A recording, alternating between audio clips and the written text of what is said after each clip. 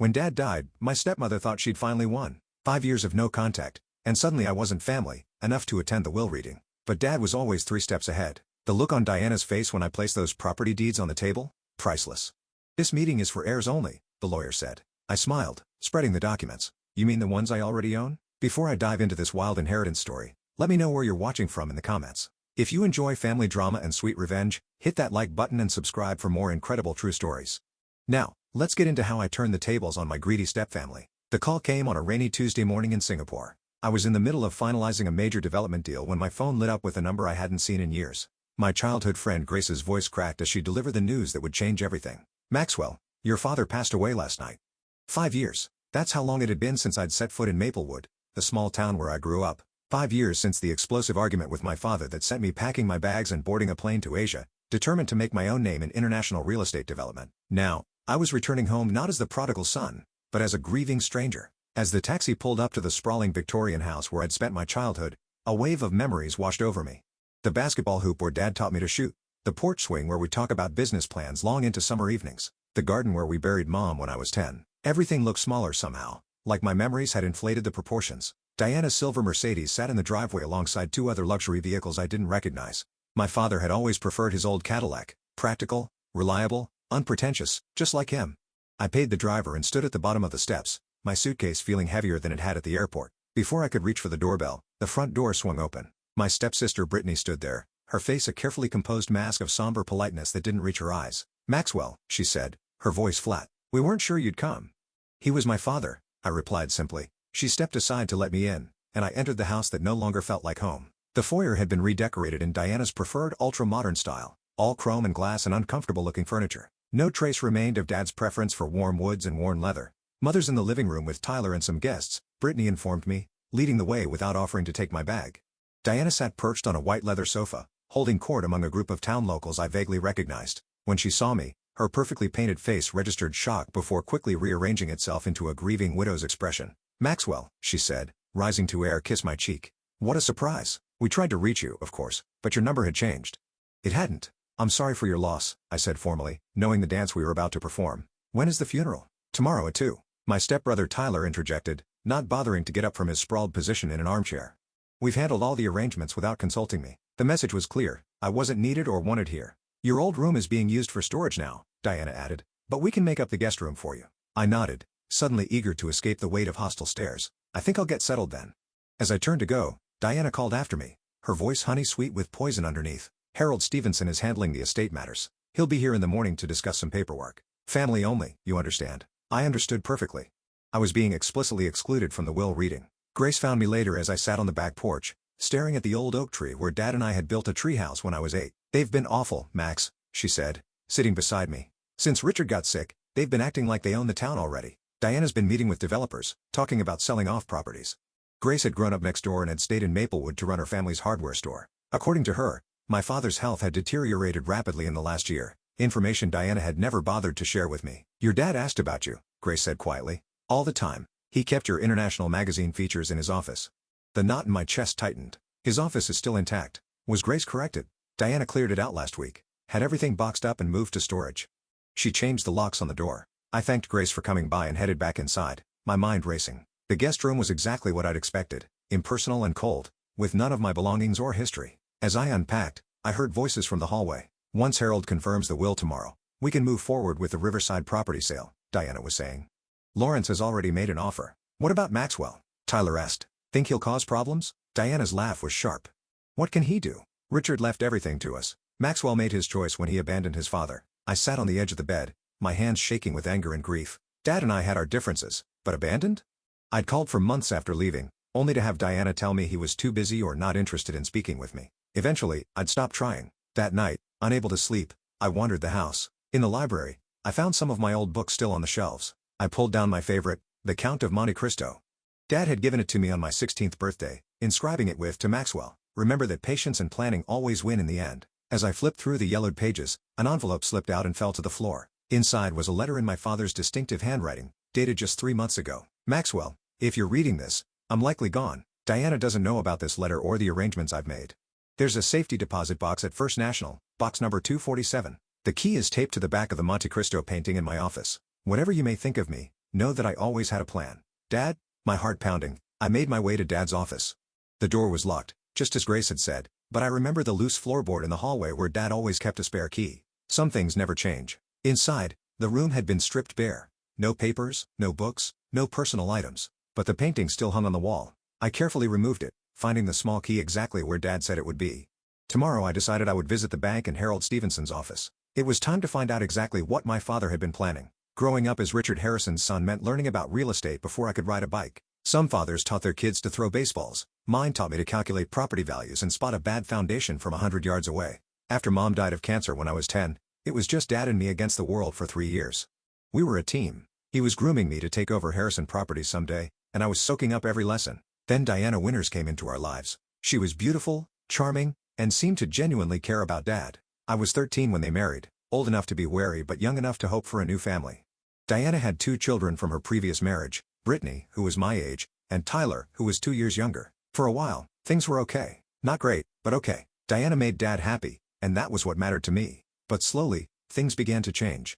My place at the dinner table moved further from Dad. My weekend property tours with him were rescheduled to accommodate Tyler's soccer games or Brittany's dance recitals. Diana started redecorating the house, erasing traces of my mother room by room. "You need to give them a chance, Maxwell," Dad would say whenever I complained. "They're family now."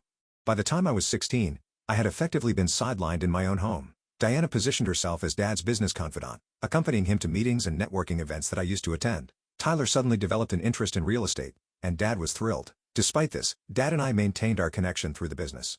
Harrison Properties was Dad's life work, a company that owned and managed nearly 30% of the commercial real estate in Maplewood and surrounding areas.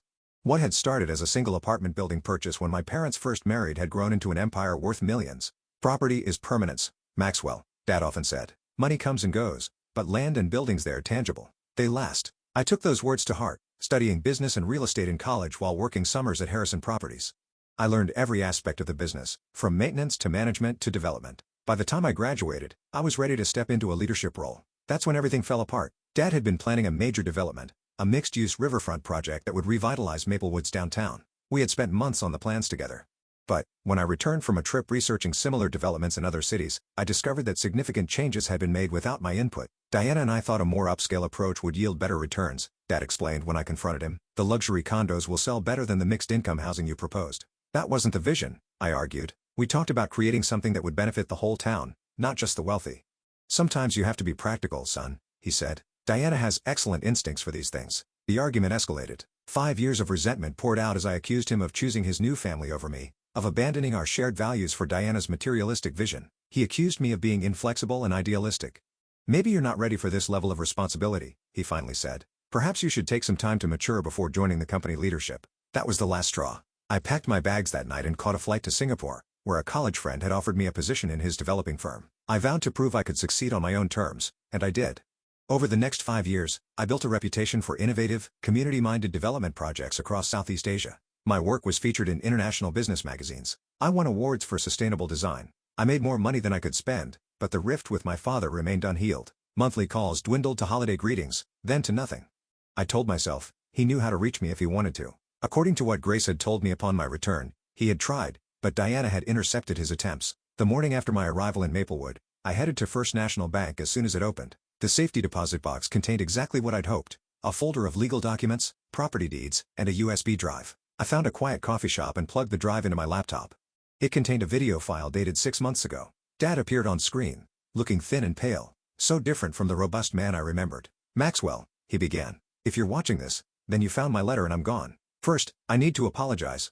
I let Diana come between us, and that's my greatest regret. But, I want you to know I never stopped planning for your future." He explained that over the past 3 years, he had been quietly transferring ownership of key Harrison Properties assets directly to me. The Riverside development lands, the downtown commercial block, the apartment complexes on Maple Street, all had been legally signed over to me through a series of trusts and transfers designed to minimize tax implications. "Diana doesn't know," he continued.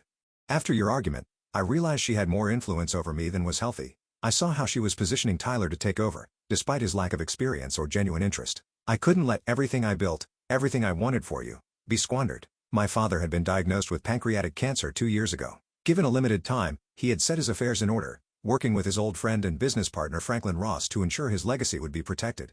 "The will reading will be difficult," Dad warned in the video. "Diana expects to control everything. The official will leaves her the house and some accounts, enough to maintain her lifestyle. But the bulk of the business assets are already yours. Franklin has all the details. The video ended with my father looking directly into the camera. I'm proud of what you've accomplished, son. Now come home and finish what we started together. I sat in stunned silence, tears streaming down my face as the screen went dark. All this time, Dad had been protecting me, protecting our shared vision, and I hadn't been there for him when he needed me most. After composing myself, I called Franklin Ross and arranged to meet him at his office. The gruff older man had been my father's friend since college and had always treated me kindly. When I arrived, he greeted me with a bear hug. "About time you showed up," he said. "Your dad was worried you wouldn't come back even after he was gone." Franklin confirmed everything in the video. Dad had legally transferred ownership of the most valuable Harrison properties to me through a variety of means, some as gifts, others through sales at nominal prices, all perfectly legal and binding. "Diana's going to be furious," Franklin warned. "She's been making plans based on controlling those assets. She's already in talks with Lawrence Blackwood about selling the Riverside property." Lawrence Blackwood was Dad's longtime business rival, a developer known for cheaply built, overpriced properties. The thought of his hands on my father's carefully assembled portfolio made my blood boil. "What about the will reading?" I asked. Franklin's expression darkened. "Harold Stevenson has been Diana's puppet for years. Your dad kept him as the family attorney to avoid suspicion, but he didn't trust him with the real plan. Harold scheduled the reading for this afternoon, and Diana's made it clear you're not welcome." I fingered the property deeds in my briefcase. "Oh, I think I'll attend anyway." Franklin's smile was wolfish. "Richard would have loved this. He always said you had his flair for the dramatic moment." As I left his office, I felt my father's presence more strongly than I had since returning to Maplewood. He had entrusted me with his legacy, and I wouldn't let him down. Diana and her children were about to learn that they had underestimated both Harrison men. Margaret Wilson had been my father's executive assistant for 20 years. She knew everything about Harrison properties and everyone in Maplewood. When I walked into the company headquarters that morning, her face lit up with genuine pleasure. "Maxwell Harrison," she said, rising from her desk to embrace me. "I was hoping you'd come." The offices had changed, sleeker, colder, with Diana's influence evident in the decor, but Margaret's domain remained a comforting throwback, with its orderly filing cabinets and family photos, including, I noticed with a pang, several of me that Dad must have kept her supplied with over the years. "Your father wanted me to give you this," Margaret said quietly, slipping me a second USB drive. "He made me promise to hand it to you personally, not to mail it or leave it anywhere it might be found." I thanked her and asked about the company's current state. Margaret's expression turned troubled. "Things have changed since Diana took over operations. Cost-cutting measures, staff reductions. She brought in consultants who know nothing about how your father ran things. And Tyler," she lowered her voice. "Tyler has been given a VP title, but he rarely shows up, and when he does, he makes decisions that undo years of careful work." I asked about specific projects and properties, carefully not revealing what I already knew from the documents and my meeting with Franklin. Margaret's answers confirmed my suspicions. Diana had been systematically preparing to dismantle my father's carefully built empire for quick profits. "The Riverside development has been completely redesigned," Margaret said. "Your father's vision for a community space with affordable housing has been replaced with luxury condos and high-end retail. Lawrence Blackwood's company is set to take over construction next month." Before leaving, I asked to see my father's office. Margaret hesitated. "Diana had it cleared out last week, said she needed the space for the new marketing team. I'd still like to see it." The room that had once been filled with my father's presences books, his maps, his collection of local historical photographs was now an empty shell. Standing there, I felt a renewed sense of purpose. This wasn't just about claiming my inheritance, it was about honoring my father's vision for Maplewood. I found a quiet corner in a nearby park to view the contents of the second USB drive. This one contained more videos.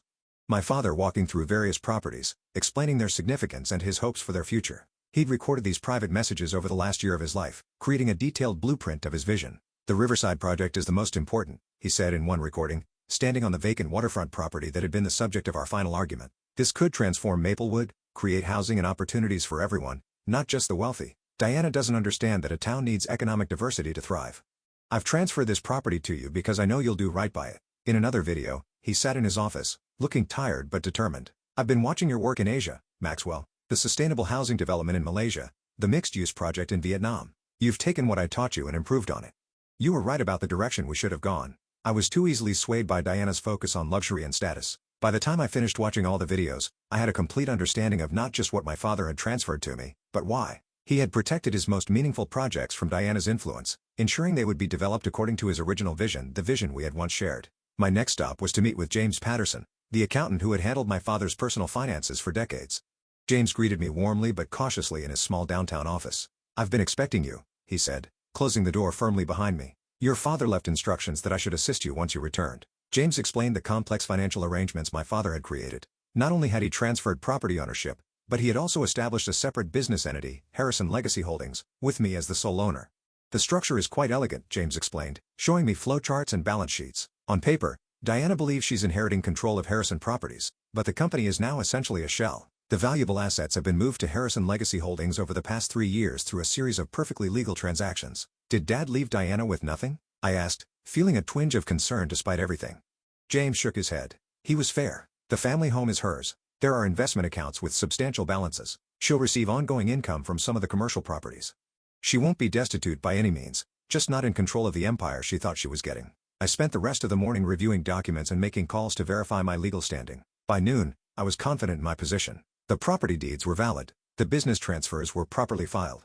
My father had methodically ensured that his wishes would be carried out, regardless of what his official will might say. As I prepared for the will reading scheduled for 2 p.m., I felt both nervous and resolute. Diana and her children had spent years pushing me out of my father's life, thinking they had secured their future by doing so. They had no idea what was coming. I dressed carefully in my best suit, charcoal gray, with a subtle blue tie that had been a gift from my father years ago.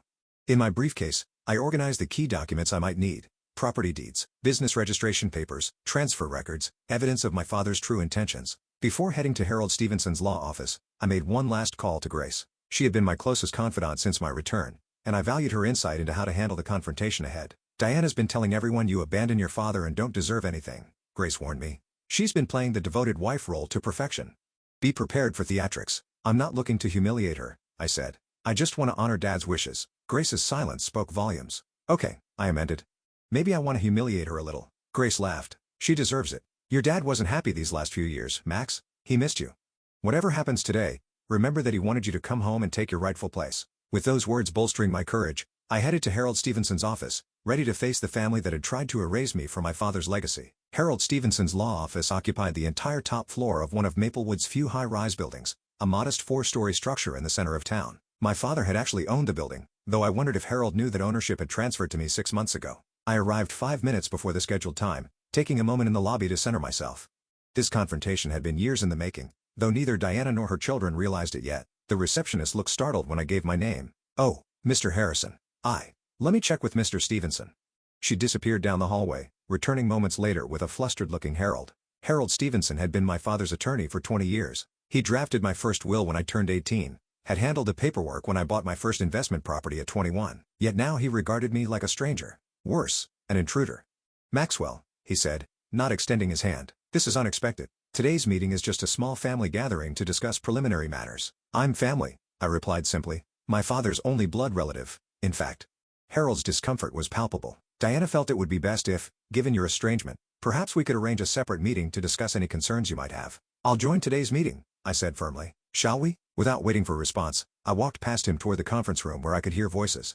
Harold hurried after me, nearly tripping in his haste. When I pushed open the door, the conversation inside abruptly ceased. Diana sat at the head of the table, where my father would have sat, dressed in elegant black that complemented her ash-blonde hair. Brittany and Tyler flanked her like courtiers. A few other people were present: Dad's banker, a cousin of Diana's who had never liked me, and a man I recognized as Lawrence Blackwood's attorney. Diana recovered first. Maxwell. This is a surprise. Her tone suggested it was not a pleasant one. I came to hear my father's will, I said, taking a seat directly opposite her. Harold hovered uncertainly at the door. Diana, I wasn't aware Maxwell would be joining us. Diana's perfectly made-up face hardened. This meeting is for heirs only, she said coldly. Maxwell removed himself from this family years ago. I said nothing, simply opening my briefcase and removing a folder of documents. I think we should begin, Harold said, taking his seat and arranging his papers. We're here for the reading of Richard Harrison's last will and testament. As Harold began reading the formal legal preamble, I studied the faces around the table. Diana maintained a mask of somber dignity, occasionally dabbing at dry eyes with a lace handkerchief. Tyler looked bored, checking his watch repeatedly. Only Brittany showed any genuine emotion, her eyes red-rimmed and puffy. To my wife, Diana, Harold read, I leave our family home at 247 Maple Avenue, its contents, and the sum of $2 million. Diana nodded, as if this were exactly what she expected. I noticed she didn't seem surprised or particularly grateful. This was clearly the minimum she had anticipated. To my stepdaughter Brittany, I leave the sum of $1 million and my collection of first edition books. Brittany looked up in surprise at this last part. My father's book collection had been his pride, carefully assembled over decades. I was startled too. This didn't align with the plans Dad had shared with me. But I remained silent, waiting. To my stepson, Tyler, I leave the sum of $1 million and my vintage car collection. Tyler smirked. Dad's cars were worth a considerable amount. The 1965 Mustang alone was valued at over $100,000. As to my business interests, Harold continued, Harrison Properties and all associated assets, I leave too. Diana straightened, a triumphant gleam in her eye. My son, Maxwell Harrison. The room went deathly quiet. Then Diana laughed, a sharp, disbelieving sound. That's impossible, she said. Richard changed his will 2 years ago. I was there. Harold looked profoundly uncomfortable. There was a codicil filed 6 months ago, he admitted. It reversed the previous changes. Diana's face flushed with anger. You never mentioned this. I wasn't aware of it until yesterday, Harold said weakly. It was filed with the court directly by Richard. I received the official copy yesterday afternoon. It doesn't matter, Diana said dismissively. Harrison Properties' assets are what matter, and I've been running the company for the past year. The board will never accept Maxwell's leadership after he abandoned his responsibilities. This was the moment I'd been waiting for. I placed the property deeds on the table, sliding them toward the center, where everyone could see. These are the deeds to the Riverside Development property, the downtown commercial block, the Maple Street apartments, and 12 other key properties, I said calmly. You'll notice they're all in my name. Have been for some time. Diana snatched up the papers, her hands shaking as she flipped through them. These must be forgeries. They're not, I said. Dad transferred ownership to me legally over the past 3 years. You can verify with the county recorder's office. You mean the properties I already own? I added, unable to resist the dramatic flourish my father would have appreciated. Tyler jumped to his feet. You can't just come back after 5 years and take everything. I'm not taking anything, I replied evenly. I'm claiming what already belongs to me, what Dad wanted me to have. Diana's face had gone from flushed to ashen. Harold, is this legal? Can he do this? Harold, who was examining copies of the deeds with a stunned expression, nodded reluctantly. The transfers appear legitimate. If Richard signed these properties over while he was alive, they wouldn't be part of the estate.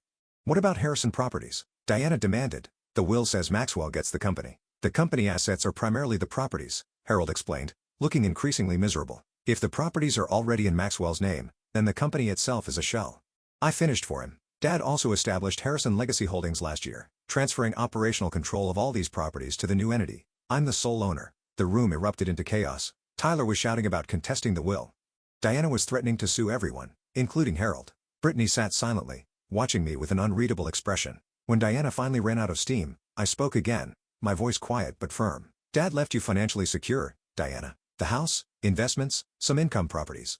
He wasn't vindictive, but he built Harrison Properties from nothing, and he wanted its legacy protected. He knew you planned to sell it off piece by piece. You have no right, Diana hissed. I was his wife. I took care of him while you were off playing developer in Asia. I wanted to come back, I said. I called for months after I left. You told me he didn't want to speak to me. A flicker of guilt crossed Diana's face before she masked it. He was disappointed in you. Then why did he leave me everything that mattered to him? I challenged. Why did he spend the last years of his life creating an elaborate plan to ensure I would carry on his work? Brittany spoke for the first time. Is it true? Did Mom keep you from talking to Dad? Before Diana could interrupt, I nodded. According to his videos and letters, yes. He tried to reach me multiple times. Videos? Diana's voice rose in panic. What videos? I patted my briefcase. Dad was thorough. He documented everything. His decisions, his reasons, his hopes for the future of the business in Maplewood. He knew exactly what you were planning, Diana. The deal with Lawrence Blackwood, the luxury condos on the riverside, all of it. Harold cleared his throat. Perhaps we should adjourn for today. This is a lot to process, and there may be legal questions that need resolving. I agree, I said, rising and gathering my documents. My attorneys will be in touch regarding the transition of operational control for the properties. In the meantime, I'd appreciate it if no further business decisions are made without my approval. As I turned to leave, Diana called after me, her voice laced with venom. This isn't over, Maxwell. Your father wasn't in his right mind toward the end. We'll contest everything. I paused at the door. You're welcome to try. But Dad didn't just leave me property and a company, Diana. He left me the truth. Are you sure you want that made public? The threat hung in the air as I walked out, my heart pounding but, my step lighter than it had been in years. I had honored my father's wishes. Now came the hard part, rebuilding what Diana had tried to dismantle and fulfilling the vision my father and I had once shared. The morning after the wild reading, Maplewood was buzzing with gossip. In a small town like ours, news traveled faster than the internet. By the time I stopped at Bernard's Bakery for coffee, I'd received a dozen curious stares and several congratulatory nods from old-timers who'd known my father for decades. Your dad would be mighty pleased, said Bernard himself as he handed me a cinnamon roll in the house. Diana had folks worried about what would happen to the town if she sold everything to outsiders. I thanked him and took a seat by the window, watching the familiar rhythm of Main Street. Maplewood had changed less than I had in 5 years. The same shops lined the street, the same courthouse stood at the end of the square, the same sense of community persisted despite Diana's best efforts to remake it in her image. Grace joined me, sliding into the seat across from mine without invitation. You're the talk of the town, she said, stealing a piece of my cinnamon roll. Diana's telling anyone who'll listen that you manipulated your father in his final days and that she'll see you in court. Let her try, I replied. Dad documented everything. He was of sound mind and body when he made these arrangements. Grace's expression turned serious. Be careful, Max. Diana has a lot of influential friends. And Lawrence Blackwood is furious about losing the Riverside deal. I was saved from responding by the arrival of Franklin Ross, who pulled up a chair without asking. Morning, kids, he said, though Grace and I were both in our 30s. Quite a show yesterday from what I hear. I filled him in on the details, including Diana's threats of litigation. Franklin waved this off. Standard bluster. Her legal position is weak, and she knows it. But that doesn't mean she won't make trouble. What kind of trouble? I asked. The community kind, Franklin replied. Diana spent the last 5 years building social capital in this town. Charity boards, business associations, the works. She's convinced a lot of people that her vision for Maplewood's development is the right one. Selling everything to Lawrence Blackwood is hardly a vision, I countered. People don't know that part, Grace pointed out. They just see the glossy renderings of riverfront dining and luxury boutiques. They don't understand what it would mean for housing prices or the character of the town. I spent the rest of the day meeting with key employees at Harrison Properties, reassuring them about their jobs and my intentions for the company. Most seemed relieved. Diana's management style had apparently involved a lot of threatening to fire people, but a few who had aligned themselves with her were noticeably cold. Margaret had organized the files I needed to review, giving me a comprehensive picture of the company's current state. It wasn't pretty. Cash reserves had been depleted. Maintenance on properties had been deferred. Several valuable parcels of land had been prepared for quick sales at below market rates. She was stripping the company for parts, Margaret said bluntly. If you hadn't come back when you did, the implications were clear. A few more months, and Diana might have done irreparable damage to my father's legacy. That evening, I returned to the house, Diana's house now legally, though I was still staying in the guest room until I found more permanent accommodations. The atmosphere was glacial. Diana had retreated to the master suite, emerging only to glare at me when our paths crossed in the hallway. Tyler was openly hostile, slamming doors and muttering threats under his breath. But it was Brittany who surprised me, knocking tentatively on my door after dinner. "Can we talk?" she asked, looking uncomfortable but determined. I invited her in, curious about what she wanted. Brittany and I had never been close. She had followed her mother's lead in freezing me out of family activities from the beginning, but we had never been outright enemies either. She perched awkwardly on the edge of a chair. "I wanted to apologize," she said after a moment of silence, "for how things went with Dad with Richard." I raised an eyebrow at her use of his name rather than Dad. "He was always your dad more than ours," she acknowledged. "Tyler pretended to be interested in the business, but it was all an act. He just wanted the money and status. And you?" I asked. Brittany sighed. "I just wanted a family. When Mom married Richard, I thought we'd all become one big happy unit. But she was always pushing, positioning Tyler and excluding you. It made me uncomfortable, but I didn't know how to stop it." Her confession seemed genuine, but I remained wary. "Why are you telling me this now?" "Because I found something," she said, pulling a small notebook from her pocket. "After the will reading, I was curious about what Dad, Richard, was really thinking. So, I went through some of his things that Mom had packed away." She handed me the notebook. It was my father's journal from the past year, filled with his thoughts about the business, his illness, and his family, including his regrets about our estrangement and his growing concerns about Diana's influence. "He wasn't happy," Brittany said quietly. "He missed you. And he was starting to see through Mom's manipulations." I flipped through the pages, recognizing my father's handwriting and his characteristic blunt assessments. There were detailed notes about Diana's meetings with Lawrence Blackwood, her efforts to isolate Richard from old friends, her pressure to change his will. "Does your mother know you have this?" I asked. Brittany shook her head. "She'd be furious. But, I thought you should have it. It confirms what you said about Dad wanting you to come home and take over." I studied her face, looking for signs of deception. "Why show me this? You're basically giving me ammunition against your mother." "Because it's the right thing to do," she said simply. "And because I want to stay in Maplewood. I love this town. I don't want to see it destroyed by Mom's schemes or by a family war." Before I could respond, shouting erupted from downstairs. We hurried down to find Tyler and Diana in a heated argument with an unfamiliar woman who bore a striking resemblance to my father. "You have no right to be here," Diana was saying, her voice shrill. "Richard never acknowledged you." The woman noticed me on the stairs and her expression changed. "You must be Maxwell," she said. "I'm Alice. Alice Thornton. Richard was my father too." The half-sister I never knew existed. Another bombshell in a week full of them. "That's a lie," Diana snapped. "Some desperate ploy for money." Alice shook her head. "I don't want money. Richard and I had a relationship for years, private at my request. I just came to pay my respects and meet my brother." She extended a hand toward me, her eyes, so like my father's, cautious but hopeful. I took it, feeling another piece of the puzzle that was Richard Harrison's life fall into place. "It seems we have a lot to talk about." Diana made a sound of disgust. "I won't stand here and watch this farce. Come on, Tyler." She stormed out, Tyler trailing behind her. Brittany hesitated, then quietly slipped away, leaving me alone with a sister I never knew I had. Alice smiled tentatively. "This isn't how I imagined our first meeting." "Nothing about this week has gone as imagined," I replied with a rueful laugh. "But, I'd like to hear about you and your relationship with Dad, if you're willing to share."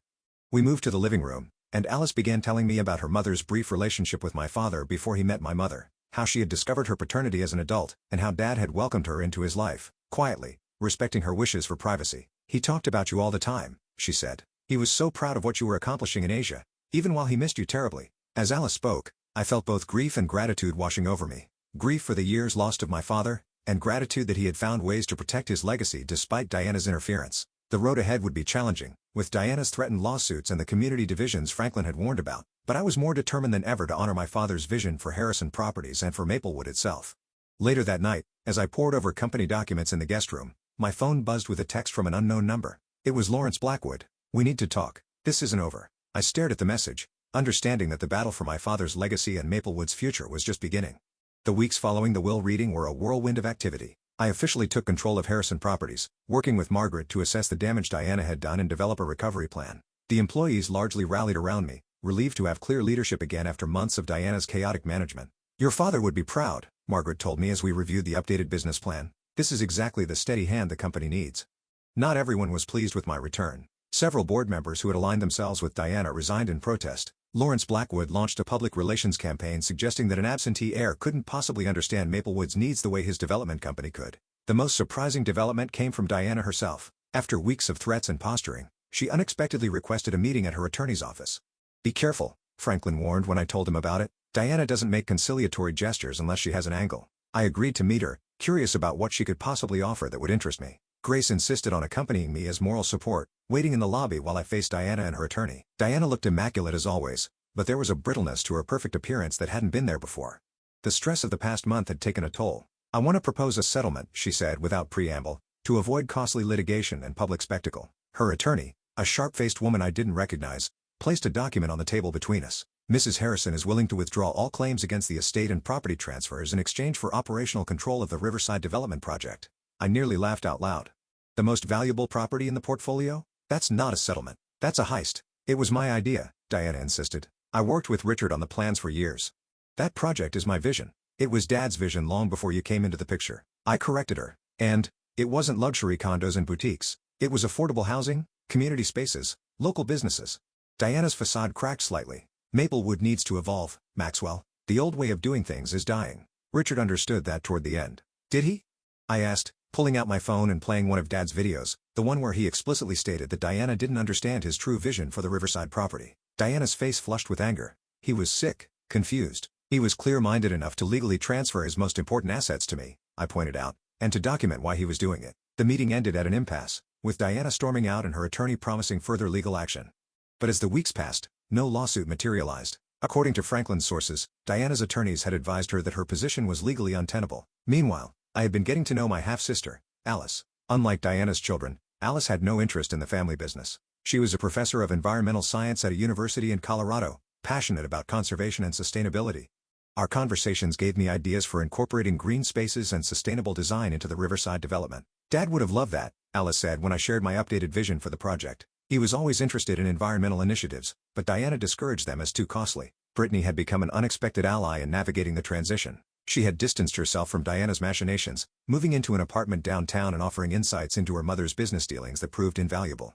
"Mom's been liquidating her personal assets," she informed me during one of our regular coffee meetings. "Selling jewelry, art, even some of her designer furniture. I think she's planning to leave Maplewood." Tyler remained hostile, but increasingly isolated. His friends in town had begun to distance themselves as rumors of his involvement in some of Diana's more questionable business decisions circulated. The real breakthrough came during a town council meeting where I presented my revised plans for the Riverside development. Gone were Diana's luxury condos and exclusive shops, replaced with a mixed-use development that included affordable housing, spaces for local businesses, a community center, and extensive public access to the waterfront. "This is the development my father originally envisioned," I explained to the packed meeting room. "A project that would benefit all of Maplewood, not just the wealthy few." Lawrence Blackwood was there, of course, armed with his own glossy presentation and promises of tax revenue from his high-end development. But when residents began asking questions about housing affordability and public access, his proposal quickly lost support. "The Harrison plan preserves Maplewood's character while allowing for growth," Grace argued from the audience. "The Blackwood plan turns us into just another playground for the rich." The council voted unanimously to support my proposal, dealing a decisive blow to both Lawrence and Diana's vision for Maplewood's future. As I left the meeting, Lawrence approached me, his expression grim but resigned. "You win this round, Harrison," he said. "But I've been in this business a lot longer than you. I can wait." "Or you could adapt," I suggested. "There's room for your company in my development plan if you're willing to work within the community-focused framework." Lawrence seemed startled by the offer. "Why would you suggest that?" "Because despite everything, you're good at what you do," I acknowledged. And Dad always said that a smart businessman can find a way to do well by doing good. We didn't reach an agreement that night, but the door had been opened. Sometimes reconciliation comes from unexpected directions. The final confrontation with Diana came not in a courtroom, but in the garden of what had once been our family home. I found her there one evening when I came to collect the last of my belongings before moving into my own place. She was sitting on a stone bench near my mother's rose bushes, looking smaller and older than I remembered. When she saw me, she didn't lash out as I expected. "I'm leaving Maplewood," she said simply. "There's nothing for me here anymore." I sat beside her, maintaining a careful distance. "Where will you go?" "Back to Connecticut. My sister is there." She glanced at me sideways. "You've won, Maxwell. The company, the town's support, even my daughter's loyalty. Are you satisfied?" The question wasn't entirely bitter. There was genuine curiosity in it. "It was never about winning," I said after a moment. "It was about honoring Dad's legacy, about doing right by Maplewood." Diana was quiet for a long moment. "He changed after he left," she finally said. "Became more distant, more focused on his projects. I thought if I took an interest in the business, it would bring us closer. And then you got a taste for it," I suggested. She didn't deny it. "I'm not apologizing for wanting security, Maxwell. When you've been left with nothing once in your life, you do whatever it takes to make sure it never happens again." I thought about the complex woman beside me. Manipulative and materialistic, yes, but also shaped by her own fears and experiences. "Dad left you financially secure. The house, the investments. You didn't need to try to take everything." "Need has little to do with it," she replied with unexpected frankness. "But it's done now." She stood, straightening her shoulders. "I've instructed my attorney to withdraw all objections to the will and property transfers. In return, I expect you to honor the provisions Dad made for me and my children." "I never planned to contest those," I assured her. She nodded once, a business-like conclusion to our relationship. "Goodbye, Maxwell. I doubt we'll see each other again." As Diana walked away, I felt not triumph but a strange mix of relief and sadness. The family I had once hoped for when Dad remarried had never materialized. But in its place, new connections had formed, with Alice, with Brittany, with the community of Maplewood that had welcomed me home. The next morning, I met with the Harrison Properties team to officially launch the Riverside Development Project. As I looked around the conference room at the eager faces, including Brittany, who had recently joined the marketing department, I felt my father's presence strongly. "My father used to say that property is permanence," I told the team. "What we build here will outlast all of us. So, let's make sure it's something Maplewood can be proud of for generations to come." As the meeting broke up, Grace approached me with a smile. "Your dad would be really proud, Max." I nodded, feeling at peace for the first time since returning to Maplewood. "I think he would, and I think this is just the beginning." 1 year after my return to Maplewood, I stood on the newly constructed observation deck overlooking the Riverside development. What had once been vacant land was now a bustling construction site, with the first phase of buildings already taking shape. Mixed-income housing units flanked a central green space, while the foundations for the community center and local business incubator were being laid closer to the water. "Quite a view," said Franklin, joining me at the railing. "Richard would have loved this." I nodded, thinking of my father's vision for this property and how close it had come to becoming something entirely different. "I wish he could see it." "He can," Franklin said simply, pointing to a bronze plaque we had installed at the entrance to the development. Richard Harrison Memorial Park would be the centerpiece of the project, ensuring that my father's contribution to Maplewood would be remembered. The past year had been transformative, both for Harrison Properties and for me personally. Taking control of my father's company had forced me to put down roots in a way I'd avoided for years, to engage with the community not just as a developer, but as a citizen with a stake in its future. The scholarship committee approved all 15 applications, Alice informed me, consulting her tablet as she approached. My half-sister had moved to Maplewood 6 months ago to help establish the Richard Harrison Foundation, which provided educational opportunities for local students interested in sustainable development and community planning. "Perfect," I replied. "And the internship program?" "Launches next month. We've got partnerships with 3 colleges already." Alice had become an integral part of my life, bridging the gap between my past and present. Through her, I learned stories about our father I'd never known, his quiet environmental activism, his anonymous support for students who couldn't afford college, his mentorship of young entrepreneurs. "He never wanted recognition," Alice explained once. "He just wanted to make things better." In that spirit, I had redirected Harrison Properties toward development that balanced profit with community benefit. It wasn't always easy. Lawrence Blackwood and his allies on the Business Council frequently opposed our more progressive initiatives, but we were making progress. Surprisingly, it was Brittany who often helped navigate these political waters. Having grown up watching Diana charm and manipulate her way through Maplewood society, Brittany had developed a keen understanding of the town's social dynamics. "Lawrence is planning to speak against the affordable housing expansion at next week's council meeting," she warned me as we walked back to the office. "He's been lobbying council members behind the scenes. Any suggestions?" I asked, having learned to value her strategic thinking. Brittany smiled. "I've already arranged for residents from the first phase to attend and share their stories. Lawrence can argue with us, but he can't argue with families who now have stable housing because of the development." Back at Harrison Properties headquarters, I found Margaret waiting with a stack of documents requiring my signature. Among them was the final paperwork severing Diana's remaining connections to the company.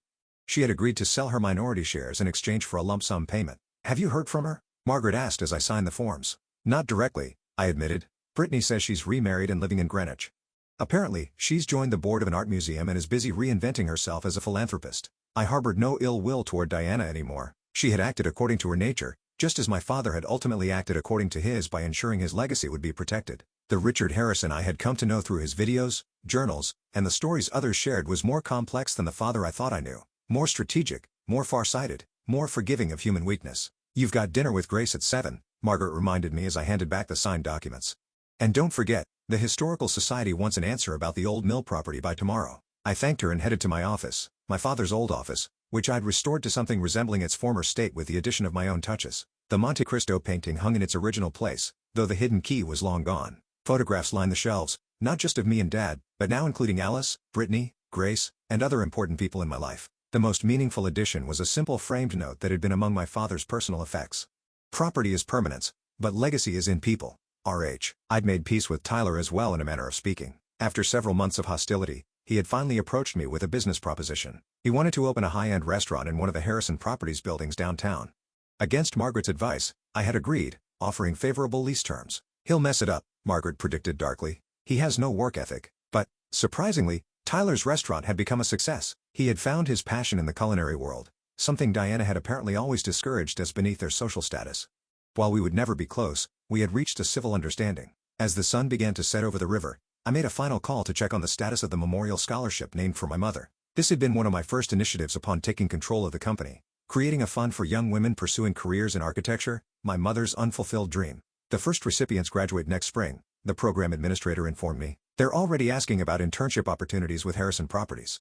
After hanging up, I took a moment to reflect on how far I'd come since that rainy day in Singapore when I'd received the news of my father's death. I had returned to Maplewood angry and hurt, focused on claiming what was rightfully mine. Somewhere along the way, that mission had transformed into something larger, honoring not just my inheritance, but the responsibility that came with it. The confrontation at the will reading, my dramatic moment of placing the property deeds on the table, now seemed like a lifetime ago. It had been satisfying, yes, but the real satisfaction came from what followed.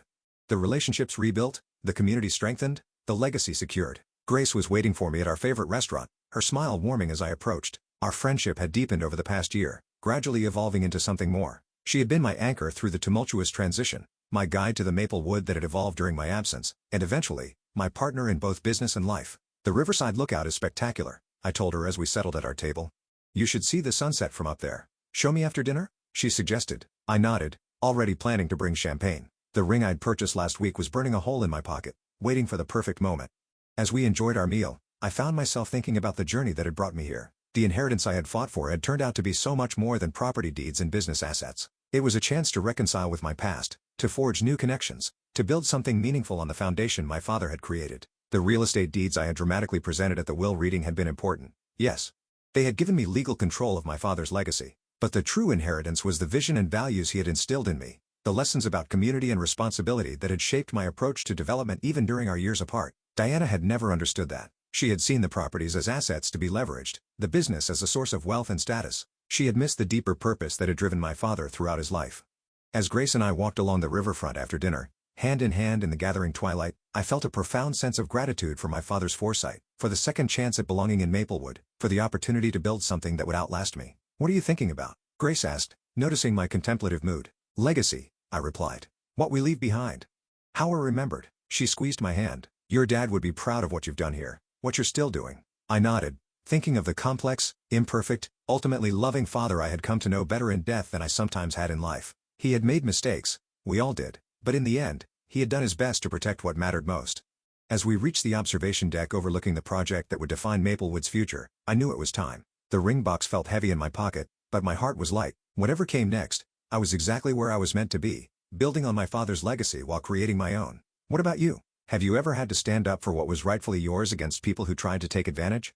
Or have you experienced a moment where you had to choose between justice and reconciliation? I'd love to hear your stories in the comments below. Don't forget to like this video if you enjoyed this story of inheritance drama and family redemption, and subscribe for more true stories that will make you think about legacy, family, and what truly matters in life. Thank you for watching, and remember, sometimes the most valuable inheritance isn't property or money, but the values and vision passed down through generations.